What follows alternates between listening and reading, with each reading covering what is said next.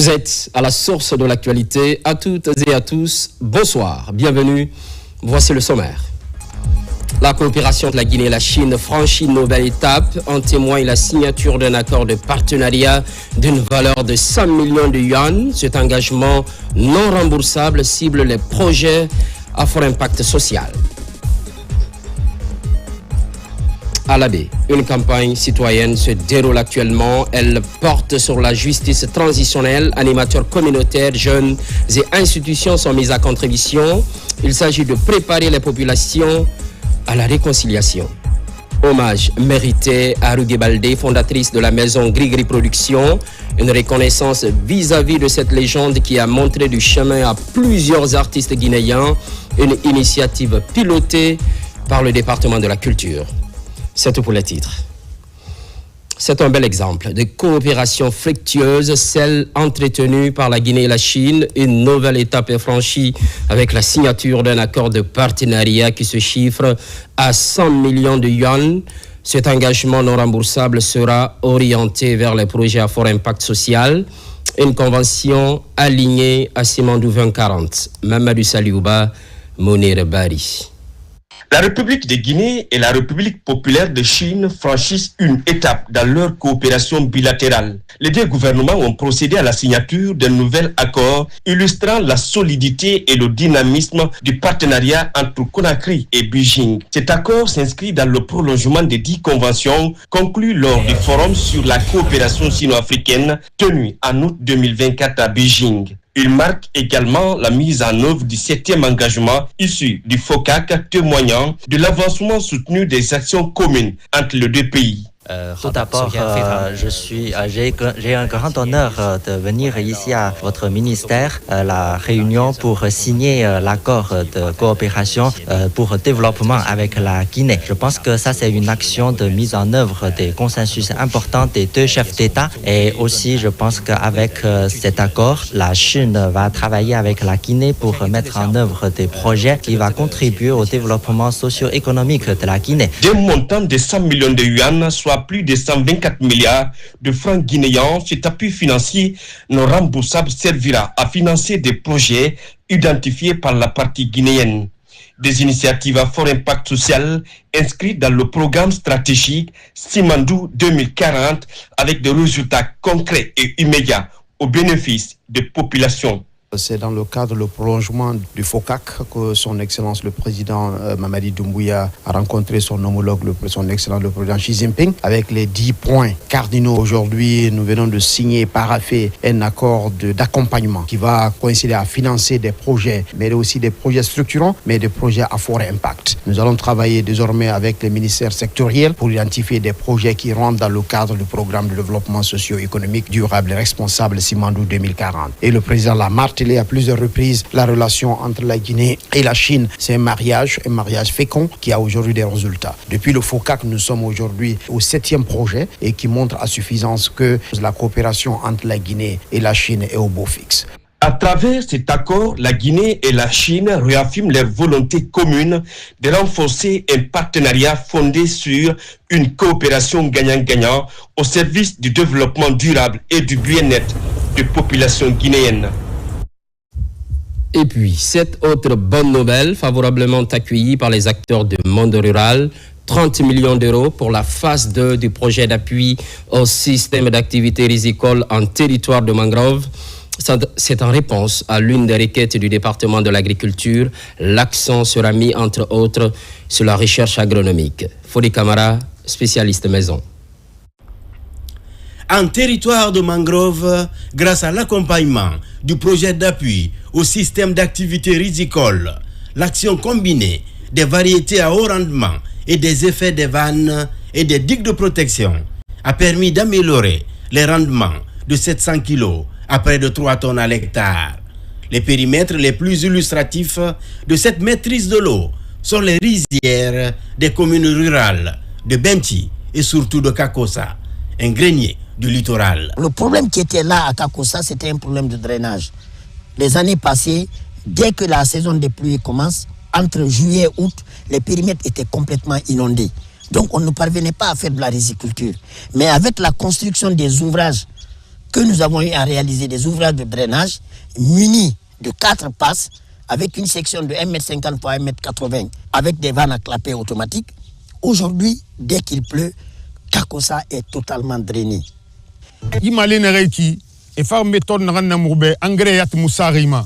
Aucun engrais n'est mis sur ce riz. L'eau de mer fertilise le riz. Donc, nous enregistrons beaucoup d'avancées. Ces nouvelles méthodes sont plus avantageuses. Avant, l'eau devenait insuffisante dans nos périmètres. Maintenant, nous pouvons conserver de l'eau dans nos casiers.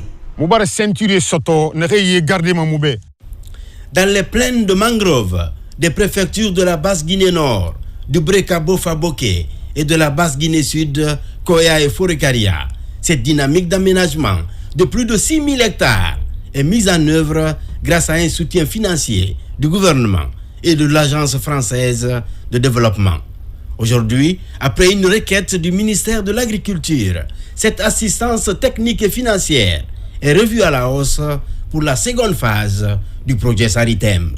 Cette assistance technique inclue au sein de nos équipes a vraiment permis d'identifier les défis, mais aussi de travailler ensemble sur des solutions adaptées, mais également de tirer profit des leçons apprises ailleurs afin qu'on puisse les adapter à notre contexte et les mettre en œuvre. Donc on est très reconnaissants et les remercions pour l'appui apporté dans le cadre du Saritem. Nous sommes d'autant plus contents que l'AFD a accepté de nous accompagner avec la phase 2 du programme Saritem qui va se chiffrer à 30 millions d'euros. Ça nous permettra de consolider sur les acquis du projet, mais aussi de faire plus pour nos communautés locales. Véritable fleuron de la coopération bilatérale franco-guinéenne, le projet d'appui au système d'activité risicole a permis de multiplier les chiffres d'affaires de plus de 65 000 producteurs, avec près de 20 000 femmes accompagnées au niveau des segments de la transformation et de la commercialisation du riz de mangrove. Agriculture familiale et résilience des marchés, on enchaîne avec le projet AgriFarm. Il est en pleine exécution avec l'appui des partenaires bien sûr. Enveloppe financière, plus de 120 millions de dollars. Le comité consultatif régional vient de se tenir à la baie, une 10e retrouvaille afin d'atteindre les objectifs. Sarafedine Diallo, Sona Sagno. Pour renforcer durablement la sécurité alimentaire et nutritionnelle et améliorer la résilience des ménages ruraux de Haute et Moyenne Guinée, le gouvernement et ses partenaires réunis autour du ministère de l'Agriculture financent le projet Agriculture familiale, résilience et marché AgriFarm à hauteur de 120,2 millions de dollars. Dans cette dynamique, l'AgriFarm tient à la baie la 10e session de son comité consultatif régional. AgriFarm évolue dans 2 composantes complémentaires, qui est l'agriculture familiale et accès au marché. Et la 3e composante, c'est la coordination qui fait l'appui institutionnel. Donc, dans la mise en œuvre des activités, cette année déjà, on avait prévu la réalisation des activités dans les bassins versants. Vous n'êtes pas sans savoir que l'objectif du projet, c'est 40 000 hectares à restaurer ou à reboiser. Et au-delà de ça aussi, on a 6 000 hectares à aménager dans les périmètres agricoles.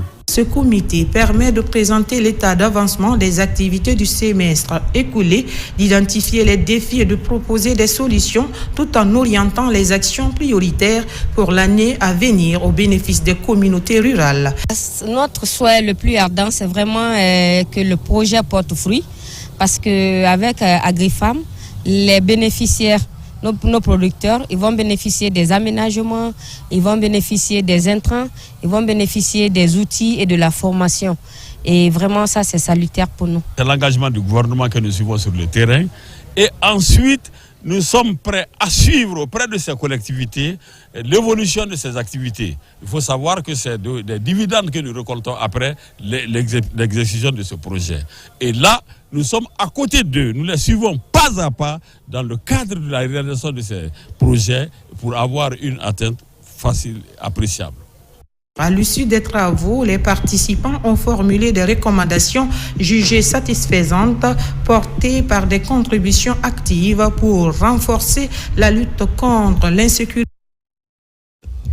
À l'habit toujours, justice transitionnelle. Le concept fait l'objet d'une campagne citoyenne. Animateurs communautaires, jeunes et institutions sont mis à contribution. But visé, préparer la population à un véritable processus de réconciliation. Sarafoudine Diallo, ici à Gaba. Traverser des moments de tension qui ont mis à l'épreuve la cohésion sociale. Pour y répondre, une campagne citoyenne sur la justice transitionnelle est lancée à l'intention des animateurs communautaires, des jeunes et des institutions. Objectif, restaurer la confiance et préparer les populations à un véritable processus de réconciliation nationale. On a découvert qu'on a plus de 4 000 milliards de tonnes de fer et cela peut développer notre pays, faire en sorte que tout le monde puisse être heureux dans ce pays. Mais la base, c'est la paix, c'est la réconciliation. Dans ce contexte, la résolution des conflits de tous ordres privilégie la concertation, la conciliation pour obtenir la réconciliation, le pardon, la paix. Porté par le Centre d'innovation de recherche et de développement CIRD, avec l'appui de l'ambassade de France, ce projet vise à expliquer les principes de la justice transitionnelle et à promouvoir les valeurs de vérité, de justice, de pardon et de réparation. Il encourage le dialogue communautaire pour prévenir les conflits et renforcer le vivre ensemble. Nous avons tout dernièrement signé le pacte d'entente nationale pour la paix. C'était la première fois que la Guinée arrivait à mettre tout le monde, tous les acteurs, tous les coutumiers, tous les religieux qui représentaient toute la Guinée à signer un pacte d'entente nationale. Cela nous a permis de faire un travail de fond. Nous, ambassade de France, nous ne faisons qu'accompagner, que financer cette campagne. Donc c'est une excellente impression parce que nous avons eu ce matin dans cette salle de conférence du musée des jeunes lycéens, des étudiants, des autorités traditionnelles, des autorités institutionnelles. Et c'est comme ça que le dialogue doit se créer autour de cette priorité nationale qu'ont voulu les autorités de ce pays. Ces échanges entre le CIRD et les acteurs communautaires destinés à mieux comprendre et vulgariser la justice transitionnelle en Guinée se sont achevés à l'Abbé par une visite de l'ambassadeur au musée du Fouta. À présent, le contenu de ce communiqué officiel. Le premier président de la Cour suprême de la République de Guinée informe l'opinion nationale et internationale que, conformément aux dispositions de l'article 57 de la Constitution et de l'article 130 du Code électoral, la Cour suprême procédera à la proclamation des résultats définitifs de l'élection présidentielle du 28 décembre 2025. Cette proclamation aura lieu le dimanche 4 janvier 2026 à 17h précises dans la salle d'audience ordinaire de la Cour suprême. Sont conviés à prendre part à cette audience solennelle le président des institutions républicaines, le ministre de l'administration du territoire, la directrice générale des élections DGE, le président de l'Observatoire national autonome de supervision du référendum ONASUR, les candidats à l'élection présidentielle, les ambassadeurs et les membres du corps diplomatique accrédité en République de Guinée, les observateurs de l'Organisation internationale de la francophonie, OIF, de l'Union africaine UA et de la Communauté économique des États de l'Afrique de l'Ouest, CEDEAO. La Cour suprême attache une importance particulière au respect de la ponctualité et au caractère solennel de cette cérémonie qui constitue une étape majeure du processus démocratique et du renforcement de l'état des droits en République de Guinée. Fait à Conakry le 3 janvier 2026, le premier président de la Cour suprême, Fodé Bangoura. Au chapitre éducation, on s'intéresse à la toute première école de Oudoumakoro, une contrée de la sous-préfecture de Tigniran. Ce temple du savoir fait peau neuve après plusieurs décennies de délabrement. Une rénovation grâce à la main généreuse d'un fils de la localité. Coût de réhabilitation, plus de 100 millions de francs guinéens. Moussa Komara. Cet âge, ils sont tous allés à l'école ici à Oudoumakoro. Mais dans ces villages primitifs des Sako, l'accès aux infrastructures pédagogiques reste un défi important. Et une seule école pour 6 000 habitants.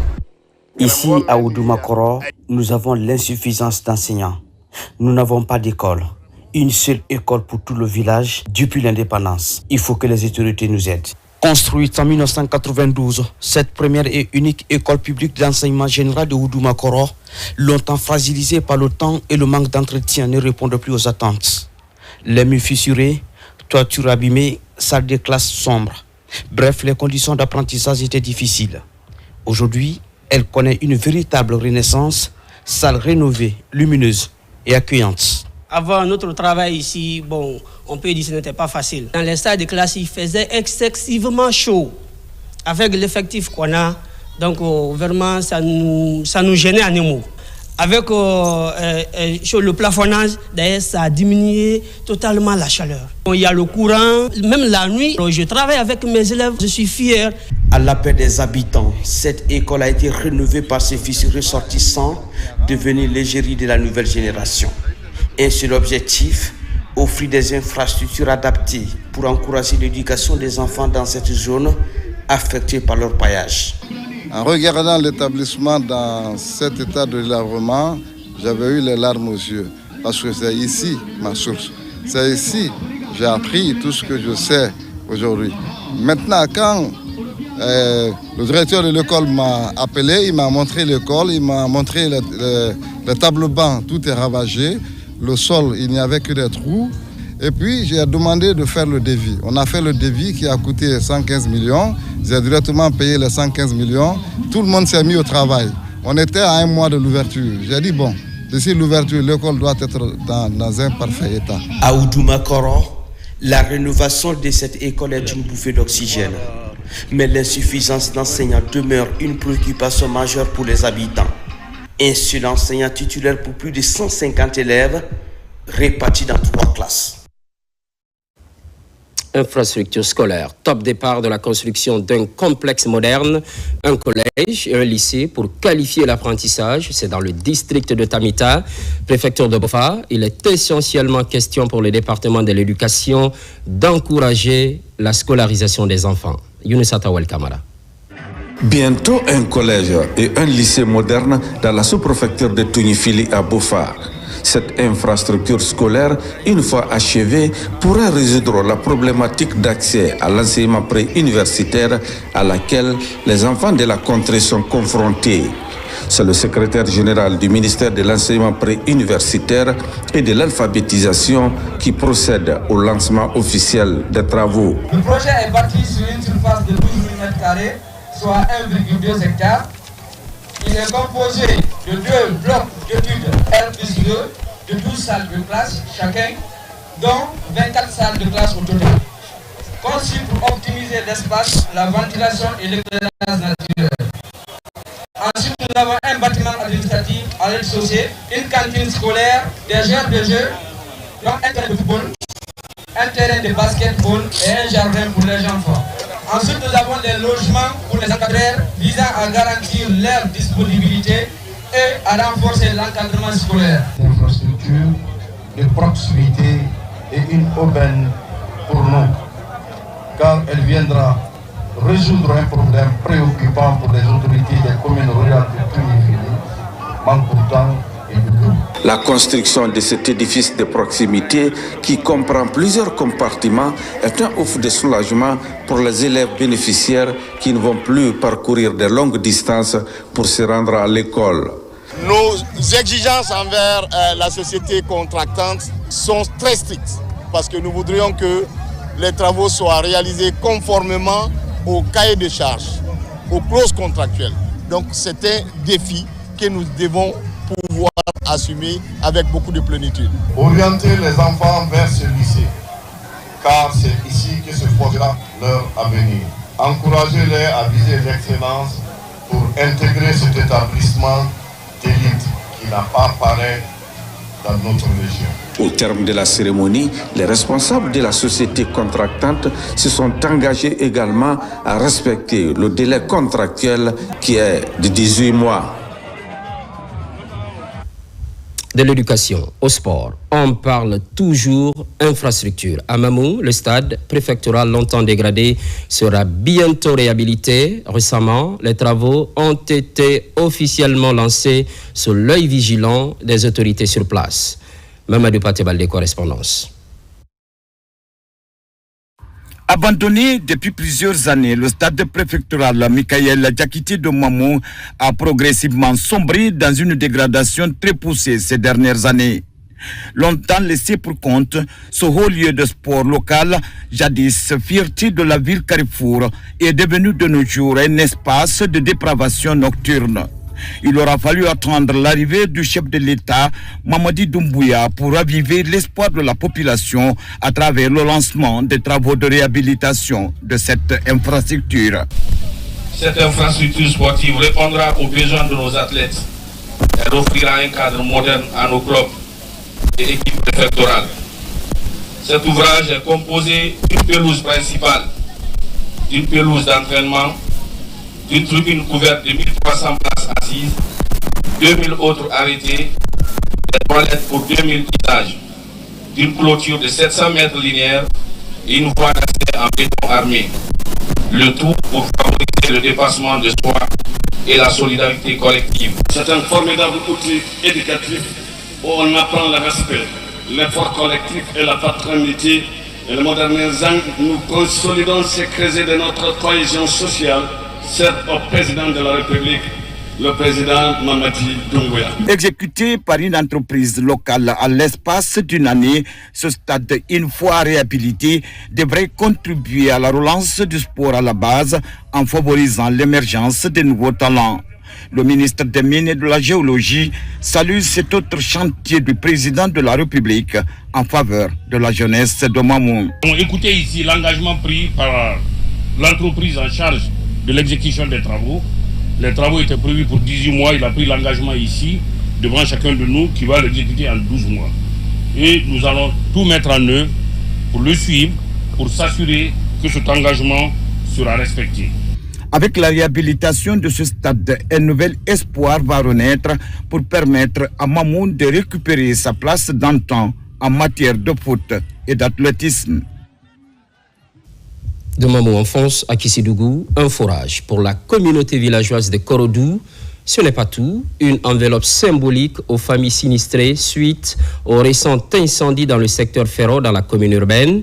Une action humanitaire afin de renforcer la solidarité dans cette partie de Kissidougou. Marwan Kamara. Au quartier Korodou, dans la commune urbaine de Kissidougou, c'est une véritable fête qui accueille l'enfant du pays.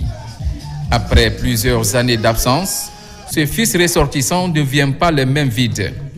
Sa priorité, l'accès à l'eau potable dans les localités de la préfecture de Kissidougou pour mettre fin à plusieurs années de calvaire de ces femmes à la recherche de l'eau potable. Je vais très bien dormir parce que ça fait plus de 30 ans que nous sommes en train de quémander ou avoir de l'eau. Grâce à M. Sa Komara et notre cher président Mamadi Doumbouya, nous sommes vraiment ravis de ce don. Depuis que j'ai pris service ici à Kissidou, les populations réclament l'eau, réclament plus de courant. Et si aujourd'hui, avec l'aide de la mine Komara, en un temps record, on a pu trouver un forage pour cette population qui en a vraiment besoin, je ressens un réconfort moral, une satisfaction. Et comme le bonheur n'arrive jamais seul, dans le secteur de Ferro, ce fils ressortissant témoigne encore de sa générosité. Ici, il apporte une enveloppe symbolique aux familles sinistrées de cette localité suite à un incendie qui a ravagé toute une concession. On est venu faire ce qu'on peut faire. Et ça ne peut pas remplacer tout ce qu'il y a eu comme perte matérielle. Mais le plus important, c'est d'être à leur côté. C'est un moment très difficile parce que nous avons visité l'intérieur du bâtiment. Il faut le dire, ils ont tout perdu, mais ils n'ont pas perdu l'espoir. Et nous prions que l'après, ça soit encore du bonheur. Vraiment pour cette famille, mais aussi pour la population de Kissidougou. Je suis dépassé de joie par rapport à l'assistance de tous les ressortissants fils de Kissidougou, résidents à Conakry, pour tout ce qu'ils ont fait pour nous. Vraiment, on était dans les problèmes. Mais aujourd'hui, grâce à leur soutien, je peux dire Dieu merci. À travers cette double action de générosité, développement et solidarité se conjuguent tout en rappelant l'importance de l'engagement citoyen pour le bien-être collectif. Place à la culture. Sur fond de reconnaissance de l'une des légendes vivantes de la Guinée, il s'agit de Rugui Baldé, fondatrice de la maison Grigri Productions. Elle a dans son escarcelle plusieurs artistes guinéens valorisés. C'est une cérémonie d'hommage organisée par le département de la culture, Ousmane Ba, images et témoignages. C'est une première. Une soirée de reconnaissance entièrement dédiée à Rugui Baldé pour son soutien sans cesse à la musique guinéenne à travers sa structure Grigri Productions. Une maison de production qui a fait sortir de l'ombre toute une panoplie d'artistes qui ont fait la fierté du pays depuis plusieurs décennies. Ibro Diabaté, Missia Saran, Ablos Touré, Lama Sidibé, pour ne citer que ceux-là.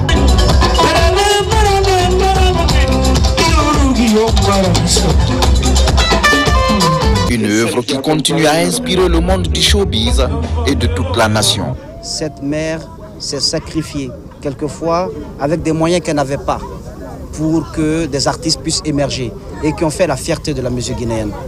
Elle a été dans l'ombre de beaucoup d'artistes qui ont fait la fierté de la République de Guinée. Et donc aujourd'hui, il est normal que la nation se souvienne d'elle. Il n'y a pas de culture sans reconnaissance. Parce que dans la reconnaissance, il y a la transmission. La transmission, c'est un peu comme la sève nourricière de la culture. Il faut reconnaître ceux qui ont bâti, qui ont fait de grandes choses pour qu'aujourd'hui soit. Et si nous le faisons, demain sera également. Une célébration suivie de remises, de satisfecits, de cartes de prise en charge sanitaire et d'un montant de $30,000 devant plusieurs artistes et anciens ministres. À cette soirée, Hadja Rugui Baldé est une maman heureuse. Mes enfants, mes petits-enfants, je suis heureuse aujourd'hui. Merci à vous. La presse, j'ai toujours aimé, j'aimerais toujours, parce que la presse et la musique vont ensemble. Et il faut remercier l'autorité, remercier Allah subhanahu wa ta'ala de m'avoir donné la chance d'être là aujourd'hui et célébrer ce jour. Merci beaucoup. Ce geste du ministère de la Culture sonne comme un véritable engagement des autorités à ne laisser personne de côté. Un acte qui inspire et qui va encourager d'autres à se sacrifier pour la bonne cause. C'est la fin de cette édition, mais sans doute le début d'une nouvelle année, qu'elle soit prolifique pour chacune et chacun, surtout pour la Guinée, notre paradis, terre de richesse et d'innovation. Merci de la fidélité et de l'estime